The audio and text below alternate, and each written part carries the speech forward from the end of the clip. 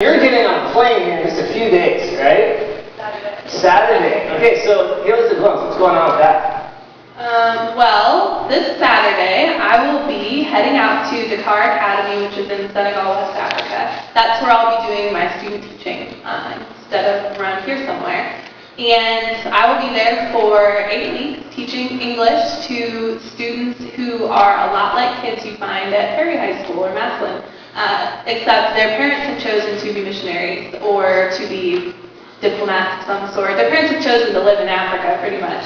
And so they're there and they need to, learn about algebra and Walt Whitman, and that'll be my job. So I will be there working with them, and my cooperating teacher, who is, a missionary teacher there, will be supervising me. I'll also get to work with the chaplain and dorm supervisor couple, Evan and Jewel Evans, who are with the Christian Missionary Alliance. I'll get to do some ministry with the students outside the classroom as well. So, how old are you? 22. Around 22. So, 22, you're leaving a fiance. Well, we're going to catch Matt's story here in a couple weeks, but you're leaving your fiance, leaving parents, just going over to Africa. Don't really know what you're doing so much. Kind of got to go somewhere you're living, but kind of alone. And maybe help us understand why in the world you would do that, and not just go to Perry High School or Jackson.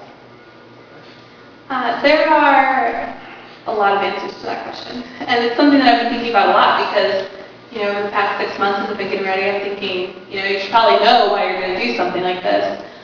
The answer is, I don't have all the answers, but also that since the time I was little, thanks to that lady over there in the gray sweater, and a bunch of other people in my life too, That's mom. That's my mom. Okay.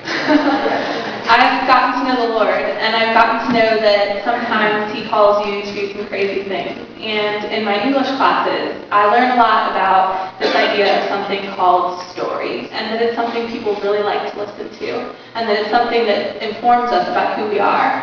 And relating that to being a Christian, I think that one of the coolest things that can inform us about who we are is God's story. And I think in the Bible, just from front to back, even though there's some really crazy stuff in there along the way, that it tells one story. And in Genesis, when God calls Abraham, He calls him apart and says, "Leave the people that you're with and be a holy people for me." And He says, "Those who bless you, I will bless, and those who curse you, I will curse, and all the people of earth will be blessed through you."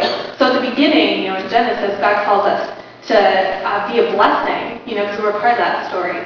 And then, later on, after Jesus comes and all that crazy stuff we just celebrated at Christmas happens, Paul is out there doing some nuts, crazy things. And he says in Colossians, over all the virtues that we're supposed to have as Christians, put on love, wear love in the world, so that you can be a blessing to other people by wearing love. And while I will be alone, and while I will be in Africa, and I won't know what I'm doing the whole time, I know that story. And there are people over there who know that story, and there are people who are learning that story. And I'm excited to get to be a part of it and to do whatever God calls me to do in it. Right on.